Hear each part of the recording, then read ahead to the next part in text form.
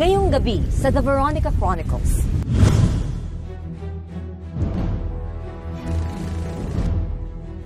Ang Isla Pulo ay isang napakagandang lugar para sa pangingisda at nagagamit din ito na namamasyal, no, at naliligo, pinaliliguan niyang Isla Pulo.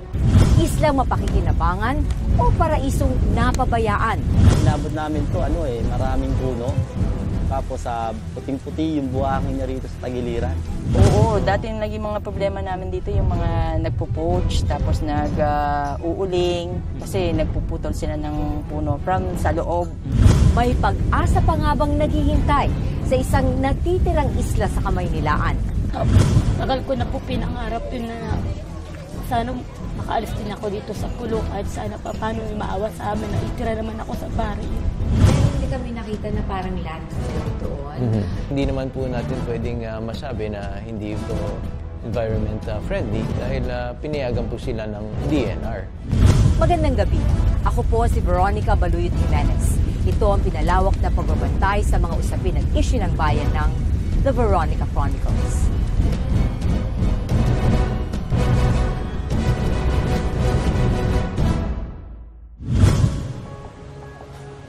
Larawan ng isang progresibong syudad. Ganito ang itsura ngayon ng Navotas. Isang lungsod na sumasabay sa pagbabago ng kaunlaran mula sa mga kapitbahay nito sa Metro Manila. Araw-araw, aabot sa 800 toneladang isda ang nahuhuli ng mga residente mula sa dagat. Dahilan upang kilalanin ang Navotas bilang Fish Capital of the Philippines. Pero sa isang bahagi ng syudad, isang paraiso ang itinuturing ng mga residente. Tahanan para sa kanila ng mahigit ilang dekada. Lupang bumuo para sa kanilang mga pangarap. Isa ang Barangay Tansa sa 14 na barangay na bumubuo sa siyudad ng Navotas. Isa ito sa mga pinakamalayong barangay sa lungsod. Pero kwento sa amin ni Kapitan Carlito, nasasakop ng Barangay Tansa ang Sitio Pulo, ang isa sa mga natitirang islang matatagpuan sa Metro Manila. Way back 1970s, ang Isla Pulo ay isa lamang sa bahagi ng Barangay Tansa at ang buong Barangay Tansa ay nasasakop ng 500 plus hectares. So, ang Isla Pulo ay isang napakagandang lugar para sa pangingisda at nagagamit din ito na yung mga namamasyal, no, at naliligo, pinaliliguan niyang Isla Pulo. Mula dito sa Barangay Tansa, pupuntahan namin ang Isla Pulo para titignan yung kalagayan ng mga tao doon. Mula dito, 5 to 10 minutes yung boat ride papunta doon. Sabi ng magbabangka, maalon daw yung tubig ngayon, kaya dahan-dahan lang kami.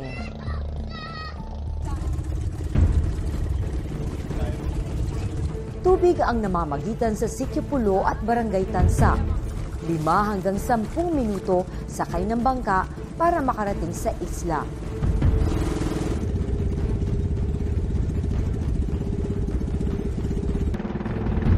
Pero bungad pa lamang ng aming paglalakbay, isang hilera ng mga ibong nakatungtong sa mga kawayan ang tila bumabati sa aming pagdating. Ito ang mga whiskered tern na endemic sa Europa at Asia. Madalas daw ang mga ibong ito, lalong-lalo na sa tabi ng dagat upang maghanap ng kanilang makakain. At dahil sa gana at napapaligiran ng mga palaisdaan ng Sitio Pulo, naglipa na raw ang ilang migratory birds sa isla. At hindi nga kami nagkamali dahil sunod-sunod na rin bumati sa amin ang ilang mga ibon. Mula dito ay natatanaw na namin ang bahagi ng Isla Pulo. Ito ay 44 hectares sa kabuuan. Along the way, marami kaming nakita mga migratory birds. Kabilang dito ang little heron, mga egrets, at saka whiskered tern. Ito ay kakaunti lamang ng nakita namin. Actually, marami ang mga nagpupunta daw dito ngayong mga panahong to, mga migratory birds mula China pa. Pero pagdaong ng aming bangka sa Sitio Pulo, hinanap ko agad ang bakas ng nooy malaparaisong isla. Ang sagana at luntian nitong paligid, napalitan na ng mga barong-barong at tambak na mga basura. Sa kalagayan ng Sitio Pulo ngayon, ay tuturing pa nga ba itong isang paraiso?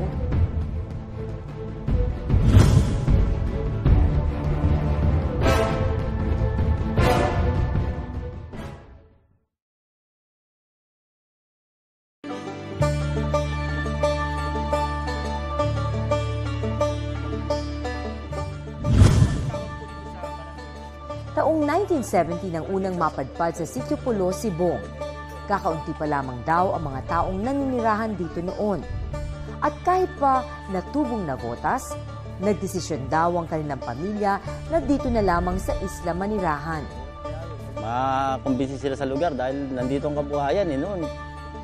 Yung bahay mo, sa ilalim lang ng lambat, anong bahay, nandun yung lambat Humuhuli ka na ng isda noon. Kaya naingganyo silang manirahan, tahimik. Naranasan namin yung ganong kasaganahan sabi nga, yan, maghanap buhay ka lang dyan, manghuli ka ng isda. Hindi ka makawalan ng pambigas. May sasaing ka. Yung ibig sabihin yung gutom na di mo dapat madama. Tila wala raw katapusan ang biyaya ng dagat noon sa Sitio Pulo. Pero napansin daw niya ang unti-unting pagbabago ng isla. Karoon ng basura sa Manila Bay, dumami yung mga basura dyan. Pag panahon ng habagat, siyempre nga, sabi nga natin, yung dagat, ang hihingahan ng dumi yan, tagiliran niya rin, doon yung sasampayan. Pag panahon ng habagat, yung basura, pasok dito sa lugar na to, dito na to, naiimbak ang basura. Pumangit ng pumangit yung Siguro, ang dapat sisihin talaga siguro ay mga tao rin, dahil sa kapabayaan ko sa nagtatapon ng basura. Kung nasa tabi kang ilog, tatapon ka ng basura doon. Paglabas ng ilog, kung nandito ka sa Metro Manila, bagsak no Manila Bay. Napalutang-lutang sa Manila Bay yung basurang tinapon mo. At pag panahon ng habagat, tatapon yun dito sa Sitio Pulo. Dito tatambak ang basura. Isa yun sa mga nakasira sa kalikasan ng lugar. Mangingisda ang pangunahing hanap buhay dito ng mga residente. Nakaangkla sa dagat ang buhay nila araw-araw. Kaya sa panahon kung kailan walang huling isda, bakawan ang kanilang pinupuntirya.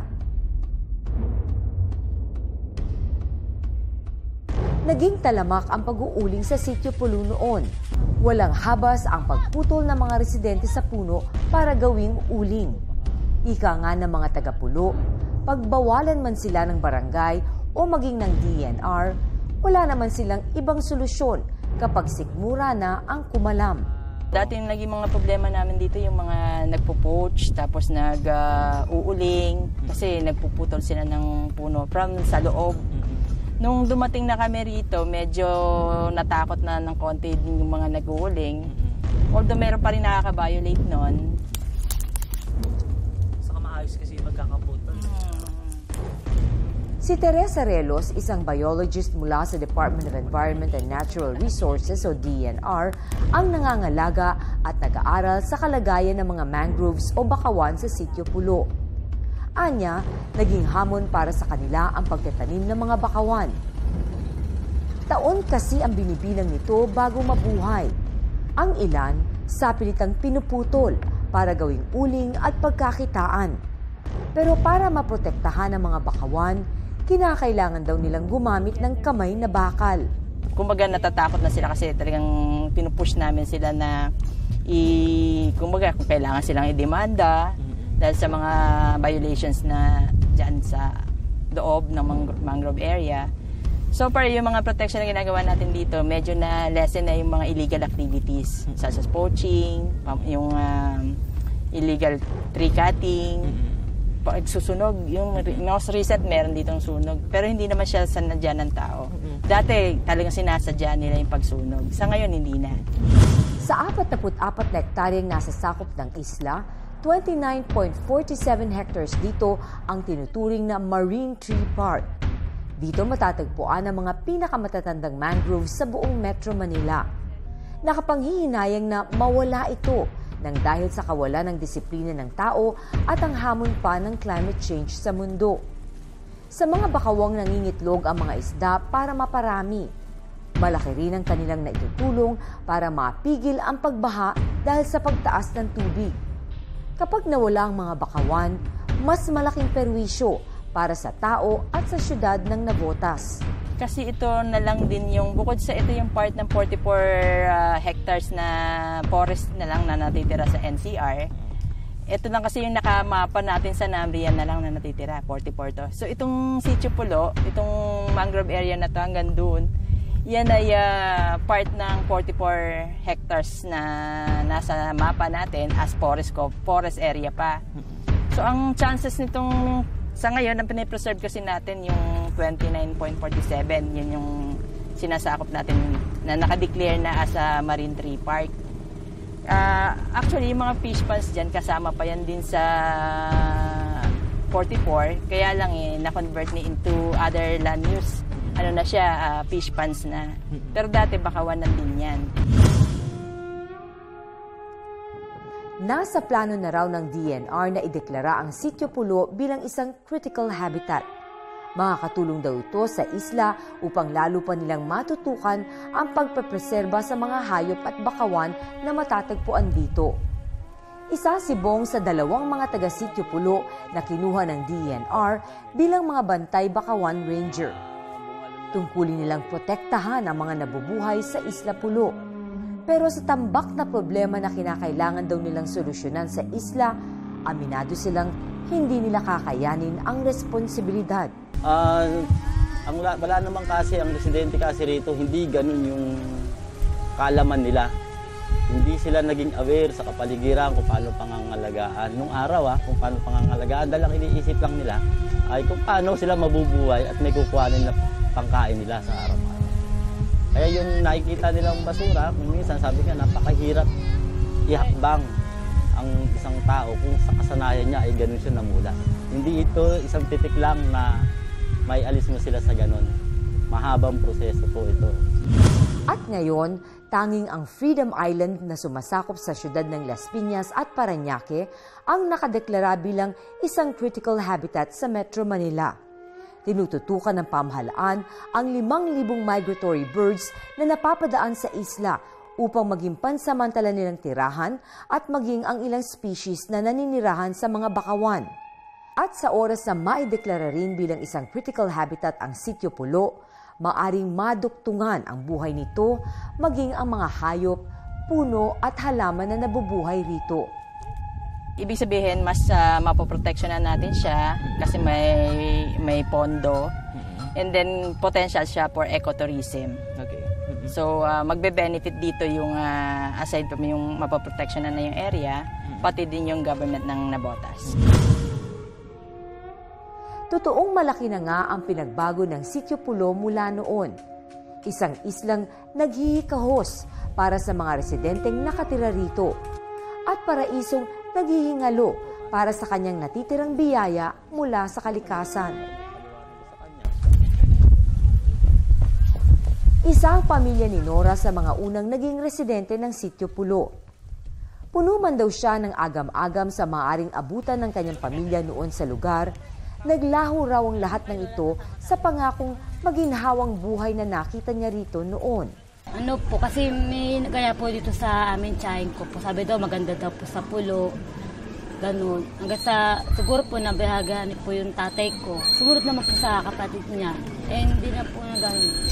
Ayos naman po kasi yung pagpunta namin doon, maraming mga isda, mga ano. Eh, yung binuhay lang po kasi sa amin ng tatay ko, pang-alimango lang po. 12 po kami magkakapatid, alimango lang po binuhay niya sa amin. Tumulong daw silang magkakapatid sa kanilang mga magulang na maghanap buhay para makaraos sa isla. Nagpulot daw siya ng mga plastik na inaanod sa isla na tinatangay ng alon mula sa Manila Bay. Ang naipon na plastik, agad daw nilang ibinebenta sa bayan para makabili ng bigas. Pero musmus man daw ang kanyang isipan noon, alam ni Nora na hindi habang buhay silang aasa sa kung ano ang ibigay sa kanilang kapalaran ng Sitio Pulo. Kung hindi po makakaulit, tatay ko nakalimangon, hindi kami kakaya magkakapatid. Kung hindi kami mamalastik, hindi rin po kami makakakat. Kaya tulong-tulong po kami magkakapatid. Dosi po kami magtulong-tulong lang po kami. Para sa ganun, paras-paras po kami makakain magkakapatid. Pati na rin po ako nakisama kasi bata pa po ako. Nung namlasik na rin po ako, tumulong ako sa mga ate ko, mga kuya ko. Nung nakatulong na po, nakikita ko na ito, siguro naman itong pamalasik namin ng mga kapatid ko, siguro makakain naman kami sa isang beses 3 araw. Nangyayari naman po kasi tulong-tulong po ay magkakapatid. Ang hirap po talaga nung buhay sa pulo noon. Naranasan na raw niyang pansamantalang makaalis ng Sitio Pulo para mamasukan sa Batangas at subukan ng kanyang kapalaran. Doon na po ako, 16 po nung namasukan na po ako ng tulong. Kasi namatay po tatay ko eh. Kaya nanay ko na pong binubuhay ko. Kasi yung mga ate ko may kanya-kanya na po silang mga pamilya. Eh, naawa po ako sa nanay ko. Ginagawa naman niyo po lahat sa amin para po makakain po kami. Kaya minsan noon naisip ko, Nay, itatrabaho ako para kahit pa paano makakain po tayo ng dalawa. Kasi dalawa lang po kami natitira. Tapos nung nakatrabaho na po ako sa Batangas, nangupad po kami ang nanay ko kahit yung kaya mo po sabihin. Kaya mo po sabihin na tutulog po kami sa yung po ng kulungan po ng baboy. Pero kasama pa rin po kami ng nanay ko kahit po ganun. Kaya mabigat man sa kanyang loob, bumalik si Nora at ang kanyang ina sa Sitio Pulo. Dito, wala man daw kasiguruhan ng kanilang buhay sa pang-araw-araw, tao naman daw nilang ituring ang isa't isa. Kasi doon na po kasi ako nasanay sa lugar na yun eh. Yung kat po na sa Batangas ako, isip ko, andun ang hanap buhay. Doon ako kumikita para pakain namin sa nanay ko. Bumabalik pa rin po ako sa Pulo kahit na sabihin ko na doon ako pinanganak. Kasi hindi na po siya maalis sa utak ko hanggang sa pumanda ako kasi doon na po ako lumaki sa lugar na yun. Kasi naranasan ko po lahat talaga to. Kahapon po, kamusta kayo huli nyo kahapon? Kahapon, 4 na piraso huli kahapon. Ano ba? Pangingisda ang hanap buhay ng asawa ni Nora na si Leo. Araw-araw daw siyang pumapalaot sa dagat para manghuli ng isda. Pero madalas inaalat daw ang panghuhuli. Kung hindi isda, talangkaraw ang kanyang nalalambat. Kesa naman daw wala siyang maiuwi sa kanyang mag-anak. Okay naman, masaya na malungkot. Okay, kahit paano, nataguyod namin ng mga bata ng maayos. Palaki namin na pag-aral. Sa mga kunting mga kinikita, pinagkakasya na lang namin para mga bata, huwag lang ma-absent. Tulad sa ngayon, medyo hirap kami. Mag-iisang buwan na sigurong iwan kami. Pinagkakasya-kasya namin yung mga baon ng bata. Minsan na-absent pa dahil walang pamasahe. Baon din, wala. Kaya minsan hindi namin maiwasan na huwag ka na pumasok. Nakakaawa kayo. Pagdating mo, wala kang kakainin, wala kang pamasahe, wala kang pambaon. Kung papasok ka, ako rin na sa kanila eh. Kaya minsan sa isang linggo, na-absent sila ng 1 beses o 2 beses. Sa halip na straight, na-absent sila pagka yung wala nang pambaon talaga.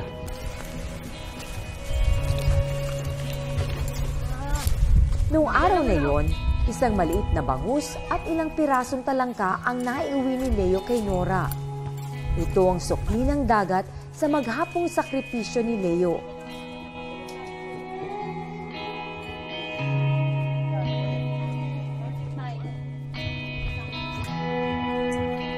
Wala pa pala ako ng ano. Hindi pa ako ng ulam. Oo. Wala, wala kang bigas eh. Mga namin bariya. 35. 35.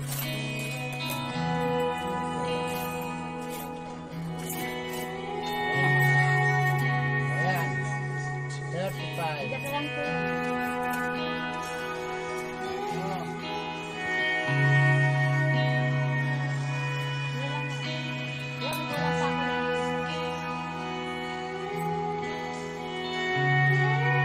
Sigurado na raw na may kakainin sila sa hapunan.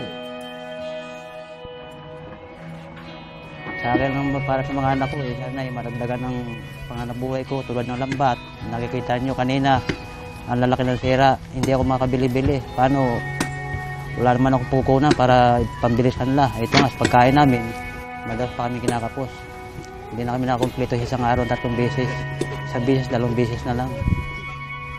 Kaya hindi ako makapagpalit ng panganap buhay kong lambat eh.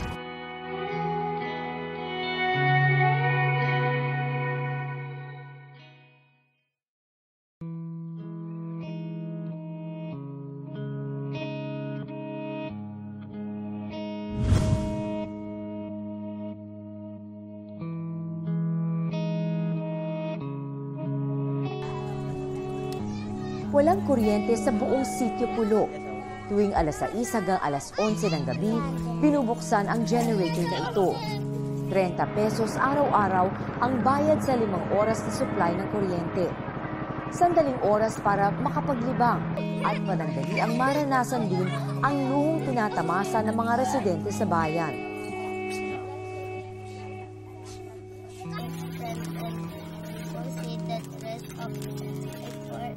Ito rin ang sandaling pinakahihintay ni Rica, pangalawang anak ni Nora.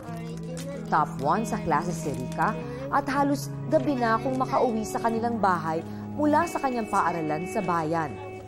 Di pa man nakapagpapahinga, sinusulit ni Rica ang liwanag para tapusin ang kanyang mga assignments. Tulad ng ina na si Nora, noong pa man, pangarap na ni Rica na makaalis din sa isla. At alam niyang edukasyon ang magiging susi para tuluyan silang makapagsimula malayo sa pulo. Gusto mo bang katapos ng pag-aaral? Opo. Bakit? Para po maiyaw ko mga magulang ko sa hirap. Bakit gusto mo silang tulungan? Kasi po minsan hirap na rin po mga magulang ko kasi lagi na lang po sila minsan po nakikita ko na lang po sila nahihirapan. Gusto ko pong tumulong pero patulungan na patawa kasi masyado po yung bata. Gusto mong tumulong? Opo. Paano gusto mong tumulong? Minsan po nangunguha lang ako ng talaba dyan. Tapos bibenta ko po, tapos bibigay ko po sa magulang ko ng pera para pandagdag pambiling bigas. Alam nila yun? Opo. O pinagbabawalan ka nila minsan? Minsan po pinagbabawalan pero hindi rin po ako sa kanila nakikinig. Gusto ko pa rin po talaga magtrabaho para sa kanila. Bakit? Para po may pandagdag pambili ng bigas, gano'n. Minsan po nanguha na lang po ako ng uling, pako, tsaka lata. Para...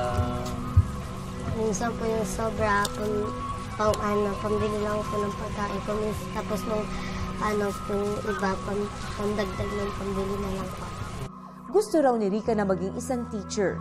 Ito raw kasi ang nais ng kanyang nanay Nora para sa kanya. Ano bang pangarap mo pag nakatapos ka? Teacher. Bakit gusto mo yung teacher?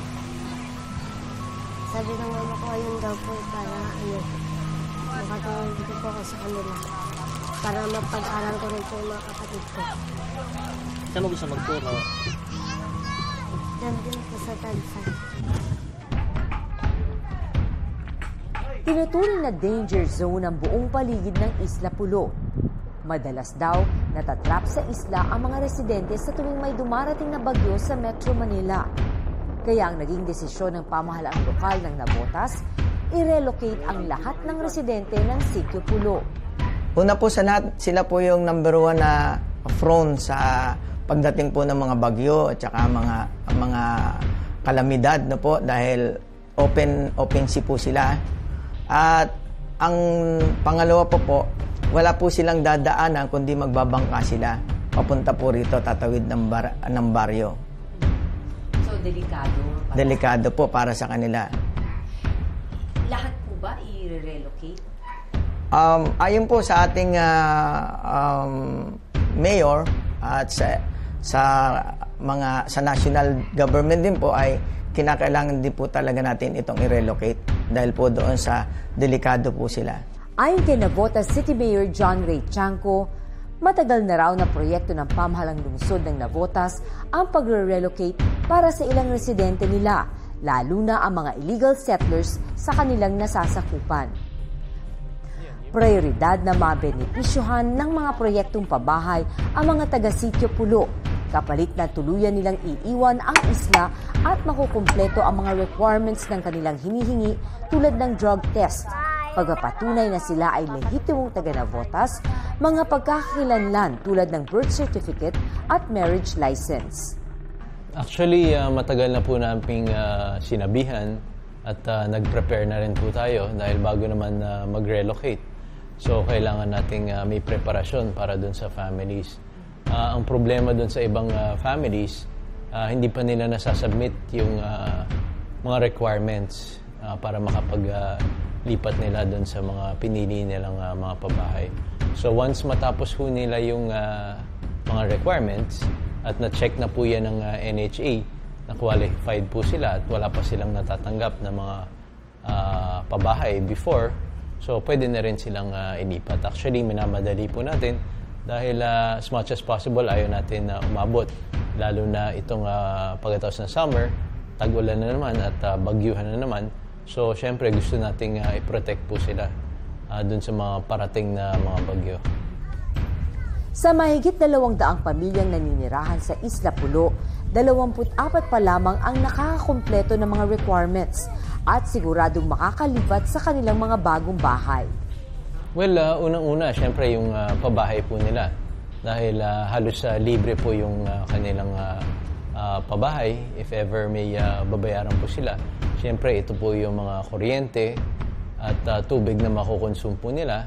Pati may konting maintenance fee para ma-maintain yung lugar ng maayos.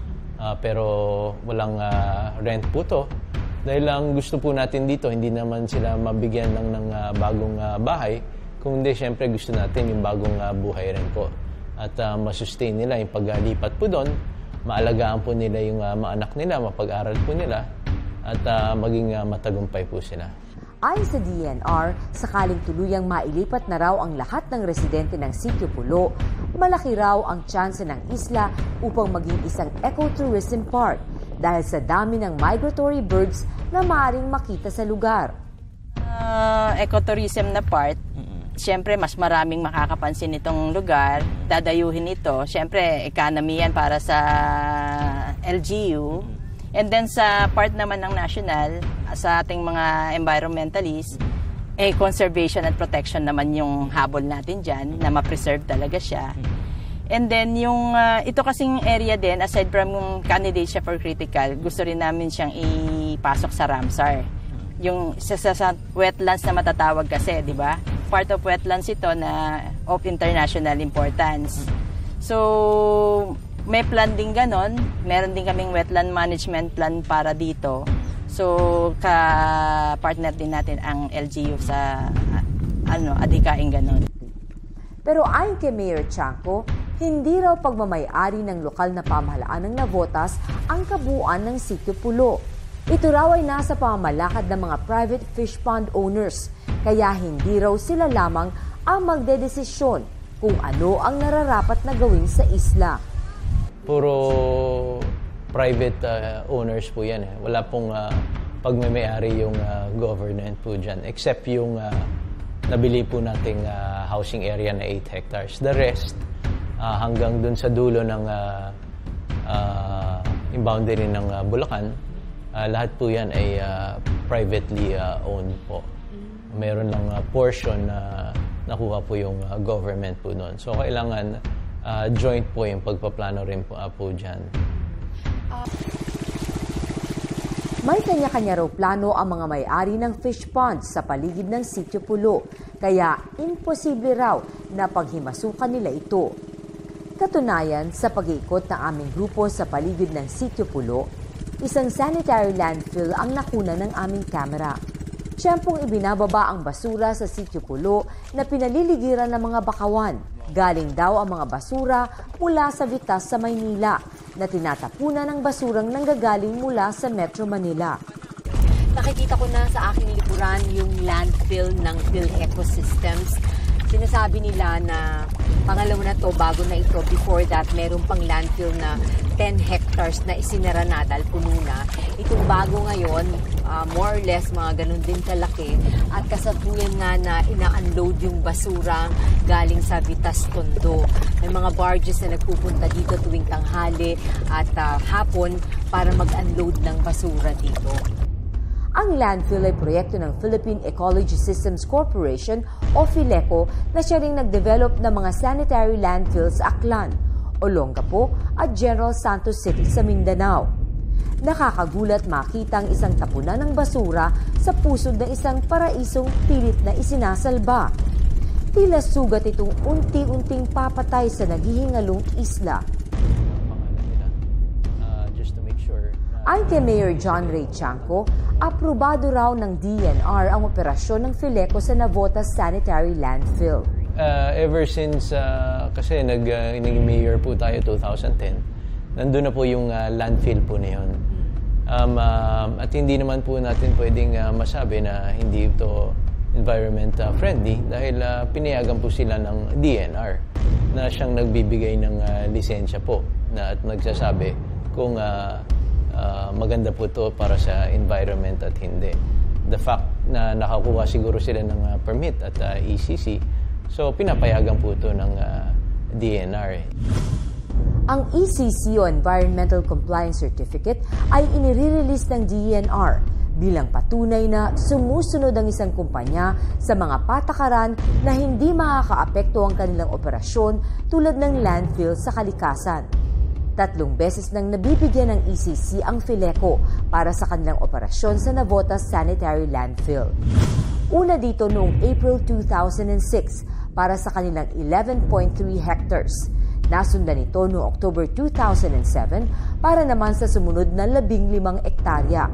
At ang huli para naman sa 11.37 hectares noong August 2009. Sa kabuuan, halos 37 hectares mula sa 44 hectares sa sukat sa Sitio Pulo ang pagmamay-ari ngayon ng Fileco. Yes, actually I've been there twice na nakikita ko naman yung kanilang mga improvement na inilalagay doon sa area. In fact, meron na silang nag-set up na silang ng leachate pond or leachate treatment facility wherein kung may mga in the event na may mga tagas sa ilalim ng lupa ay at least ma-capture na yun ng kanilang leachate treatment facility. In fact, yung even nga yung kanilang doon sa vicinity kung makabisita kayo doon, yung dinadaanan ng basura ay dati pa namang waterways. Ang dati nga daw sabi nila, ma'am, madumi dito nung hindi pa namin ito talaga fully na operate as sanitary landfill. But then ngayon, ang daming mangroves na. Yung kasagsagan ng bagyo recently ay yun nga lang ang lugar nila na hindi masyadong na-devastate ng bagyo kasi because of the mangrove. Aminado si Mayor Chanco, malaki raw ang benepisyong nakukuha ng lungsod ng Navotas mula na mag-operate ang landfill sa kanilang lungsod.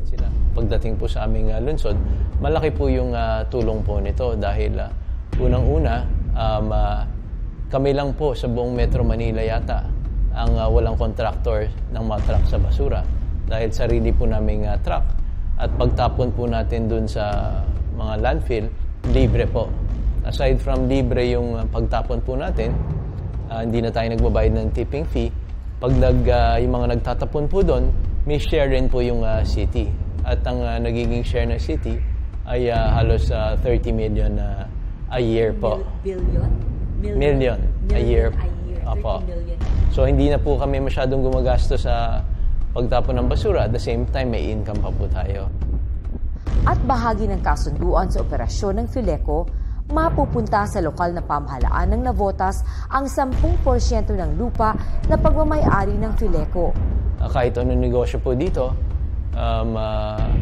hindi naman po natin pwedeng pigilan na magtayo ng negosyo pag na-complete po nila yung necessary requirements. So, the fact na meron po silang ECC, so siguro tinanggap po ng DNR na okay lang po magkaroon po ng landfill.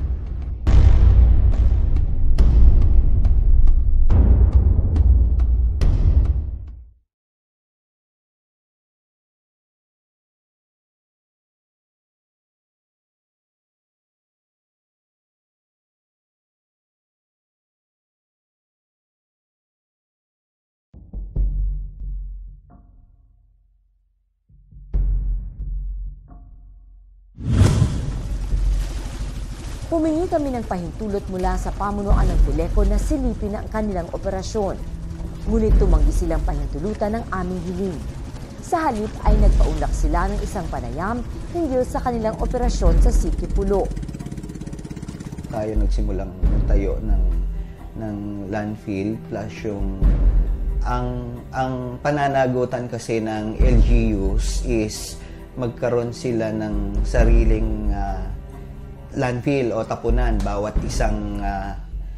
isang city sa municipality. Alam naman natin yung area natin dito sa Pilipinas hindi ganoon kaya ng bawat isa. So PhilEco is isa sa nagtayo ng landfill para makatulong tayo sa mga nearby city natin. Ang unang-unang nakapagtayo dito sa Metro Manila is yung Payatas. Tapos sa Metro Manila, sakop na rin yung Nabotas na tansa na tinayo natin sa sitio sa may tansa malapit. So during that time, ang unang-una namin tinayo is yung control dam facility. 2002 hanggang 2006. Unfortunately, nagkaroon lang ng konting problema doon dahil alam naman natin na yung basurahan, aminin man natin hindi, ayaw talaga ng mga tao yan. So,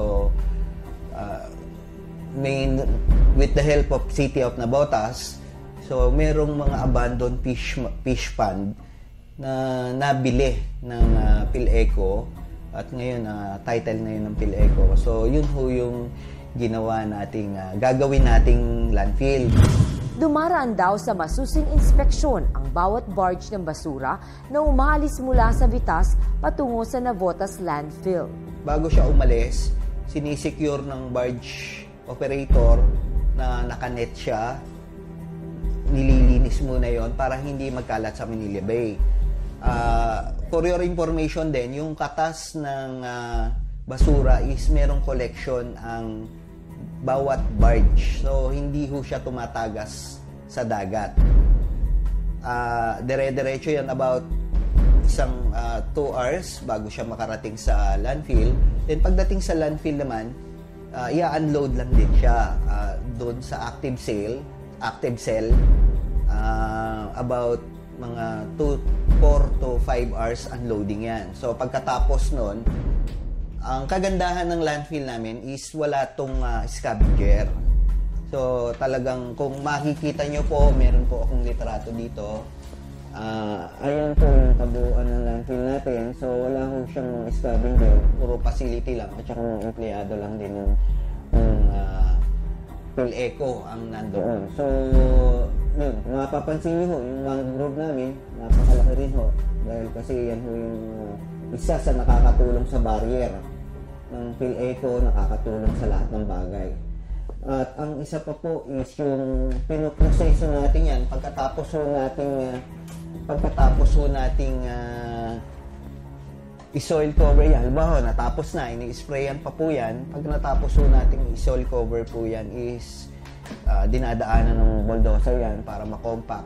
Ang isa pa po, meron po kaming alternative soil cover na tinatawag yung Posi Shell. So, meron ho kaming immediate cover kung in case of emergency. Ito, to prevent yung amoy, yung langaw, at saka lumipad yung mga basura.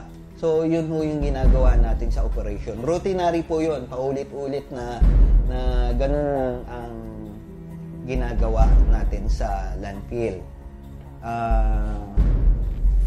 Ito ho, kung mapapansin nyo, meron ho tayo dito yung sa Posi Shell na i-spray natin. So, para makita po ng iba, accredited din ho yan sa mga yan ho. Kung mapapansin nyo naman dito sa landfill na to, ito meron tayong green dito, yung mga white na yan, yun ho yung mga temporary na alternative soil cover po natin. So, yun ho ang ginagawa nating proseso sa landfill ngayon. Iniingatan rin daw ng PhilEco na hindi maapektuhan ang mangroves sa Sitio Pulo na masusi naman raw na binabantayan ng DENR. Meron ho akong picture dito, 2001. Kung mapapansin nyo, bago kami magsimula, ayan lang ho yung mangrove natin. So, yung may bilog po. Yung isa sa pinaka-latest natin, October 16, ng aerial photo, 2014. So, kung mapapansin nyo ho, napakakapal na. Yung kung dati plus 100 meters, nagdagdag pa siya ng plus 15 meters. So, yun ho yung iniingatan ho talaga natin yung mangrove natin Unang-una, kung hindi ho natin binantayan yan, baka naging uling na po yan. Dahil alam naman natin ang mangrove, magandang uling po yan. At inire-report po natin yan sa city ng Navotas, kung sino man yung doon, itinatawag ho namin sa SWAMOT. Meron na ho kaming nai-report sa kanila na nahuli naman nilang nagpuputol. Isa pa, maganda yan talaga, barrier ho namin yan. Malaking tulong po yung mangrove na yan. Kaya yung pagsisira ng mangrove, hindi ho namin pinahihintulutan talaga po. Pero sa oras daw na may nilabag ang Fileco na nakasaad sa kanilang isi, maaari nila itong parusahan at suspindihin ang kanilang operasyon sa tulong na rin ng local government ng Navotas. As long as there is an imminent danger, pwede namin isuspend. Or kung talagang meron na talagang yung environmental accident pwede naman. Kaya lang, for life na yan. Yes. Kasi alam mo, protection din yan sa atin kasi kung i-suspend natin ang ECC, ano ang magiging basis or measurement natin kung mag-validate tayo? So, very critical or very important ang role ng Environmental Compliance Certificate. Kasi planning tool nga siya. Oo. Na-misinterpret lang kasi nila na ang ECC ay parang permit, no? It's not a permit, it's a planning tool na kinakailangan dapat yun ang titignan natin. Kasi marami doon nakapaloob na mga conditions na dapat kailangan i-comply ng proponent. So kasi ang sinasabi naman ng local government, they only approved it because they got an ECC. Kasi clearance nga yun. Yeah. But then ang diyan ay dapat very strong ang kanilang participation pagdating sa monitoring. Kasi part of the ECC condition ay kinakailangan merong multi-partite monitoring team na magmo-monitor doon sa kanilang compliance within the condition set in the ECC. So, ang local government, especially barangay, mga NGO, and even the Office of the Mayor sa engineering nila, dapat kasama doon. Sa ngayon, wala rin daw nakikita ang DNR na maaring banta sa mga isdang nahuhuli mula sa dagat ng Navotas dahil sa landfill. Madalas daw silang nagsasagawa ng mga water testing, katulong ang Bureau of Fisheries and Aquatic Resources o BIFAR. Based sa aming sampling kasi ay yun lang po yung sa physical and physical parameters like yung sa BOD, biological oxygen demand, at saka yung dissolved oxygen. So, ang indicator kasi pag medyo mataas ang BOD level, ay dapat wala na mga isda dyan. Mamamatay na sila. Kasi nga, walang oxygen na pumapasok sa ilalim. But since nakikita natin na ang dami pang isda, indicator yan na medyo okay pa ang BOD Iba kasi yung sa fisheries, iba din ang parameters na ginagamit nila for human consumption na yun. Ayon kay Ellie Ildefonso, Executive Director ng National Solid Waste Management Commission, malaki ang kinakaharap ngayong problema ng bansa hinggil sa kung saan itatapon ang basura sa Metro Manila pa lamang. Sa Metro Manila, nasa 9,000 plus tons na per day. Ganun karami yung basura. More than 80% lang ang collection efficiency. So yung difference nun alam mo na kung saan pupunta. Pupunta sa kalsada, sa ilog, sa estero. Then eventually pupunta sa dagat. At yun yung makikita mo sa Manila Bay. Okay. Dahil ang Manila Bay, napapaikutan ng mga iba't ibang cities and municipalities ng Regions 3, 4, and NCR. So ma-imagine mo na every time na umulan, bumagyo, tatangin lahat yung mga basura na nanggaling dito sa inland. Then itutulak naman ng habagat ngayon yan. So yung mga basura, bumabalik na sa mga pangpang. Kaya usually makikita mo talaga ang basura dyan sa tabing dagat. na instead na buhangin yung makikita mo, plastic na. Basura na yung makikita mo. Naging tugon ng pamahalaan sa problemang ito ang pagbuo ng RA 9003 o ang Ecological Solid Waste Management Act of 2000. Pinangungunahan ito ng National Solid Waste Commission at binubuo ng 17 ahensya ng gobyerno at 3 non-government organizations upang bumalangkas ng mga programa at patakaran sa tamang pangangalaga ng basura. Yung Republic Act 9003, ito yung batas na nagsasabing makakalikasang pamamahala ng basura. Ito yung nagtataguyod o minamandate ng bawat mamamayan na sa bahay pa lang magbawas ng basura, mag-segregate, mag-reuse at mag-recycle, yung 3 R's. At lahat ng mga nabubulok kung pwede ay gawing compost materials para hindi nakakakutin. Sa gabundok na problema ng bansa sa basura, ayon sa DNR, maituturing nga raw itong isang krisis. Yan nga ang mapupunta doon sa sanitary landfill natin. So, talagang under the law, pinapayagan pa rin yung sanitary landfill? Yes, kasi wala tayong ibang options eh. Kasi hindi naman tayo pwedeng mag-incinerate kasi binabawal din, ang dami ding against sa incineration. In fact, sa ibang bansa, accepted naman ang incineration. So, kung if ever man i-close natin ang sanitary landfill, saan natin i-dump na naman yung mga basura natin? In fact, wala namang regions na pwedeng mag-host ng ating basura ng Metro Manila. Dalawang landfill na lang natitira sa atin for Metro Manila. But then, kung eventually, kung ipa-close natin yung dalawa, magkaka-crisis talaga tayo ng basura dito sa Metro Manila. Wala nang tayong available na land dito sa NCR. At ang maaaring nakikita nilang agarang solusyon sa problema, ang pagkakaroon ng disiplina mula sa bawat isang Pilipino. Ang number 1 dito na nagpapalala sa problema sa basura, yung disiplina ng mga mamamayan. Kasi wala silang malasakit para protektahan ng environment. Kaya pag nakahawak ng isang bagay, kasama na dito yung plastic, papel at iba pang mga packaging materials, ay itinatapon. Hindi ginagawa ng paraan para i-recover at i-reuse or i-recycle. So, disiplina yung pinaka-problema dito. At yung iba, walang pakialam talaga. At ang sabi nila, karamihan sinasabi nila, ito ay responsibilidad ng mga munisipyo o syudad. Kaya okay lang sa kanila na magtapon ng basura. It is not good. Yun yung nagpapalala. Samantala, nito lamang Biyernes, mapalad si Norang mapabilang sa 2 pang residente ng Sitio Pulo na nabigyan ng kanyang sariling tahanan. Ito maaari ang kanyang magiging bagong simula para sa kanyang bagong buhay malayo sa Sitio Pulo. Masaya po, sobra. Kasi gusto yung mga anak ko, dito na rin sila, masaya na rin sila. Nagmamadali na nga po sila lumipat. Sabi ko, huwag muna sa na lang sa 15, kasi mag-aakot pa tayo.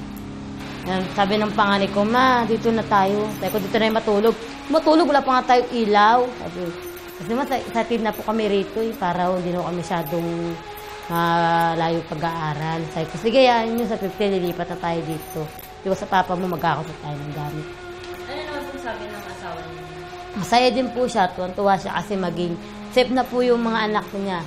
Dahil yung bahay namin doon sa Pulo, gatong umuulan, butas siya. Nananatiling matatag at nagbibigay rin ng pag-asa para sa mga bantay bakawan ng Sitio Pulo ang mga bagong tubong mangroves sa loob ng isla. Katunayan, nakapagpabuhay sila ng puno ng nilad. Dito raw hinango ang pangalan ngayon ng siyudad ng Maynila. At sa kabila man ng mabilis na agos ng pagbabago sa siyudad, yumayabong din ang kanilang pananalig na muling sisigla at gaganda ang Sitio Pulo. May kasabihan na laging nasa huli ang pagsisisi. Ang kapabayaan ng isa ay maaaring pagdusahan ng nakararami. Ngunit sa gitna ng turuan at sisihan, ang paglutang ng pag-asa para sa Sitio Pulo ang siyang patunay na hindi pa huli ang lahat para muling mapakinabangan ang biyayang kaloob ng Diyos na siyang lumikha. Magandang gabi. Ako po si Veronica Baluyot Jimenez. Para po sa inyong mungkahi at suhestyon para sa aming programa, maaari po kayong magpadala ng mensahe sa aming mga social media accounts. Ito ang pinalawak na pagbabantay sa mga usapin at issue ng bayan ng The Veronica Chronicles.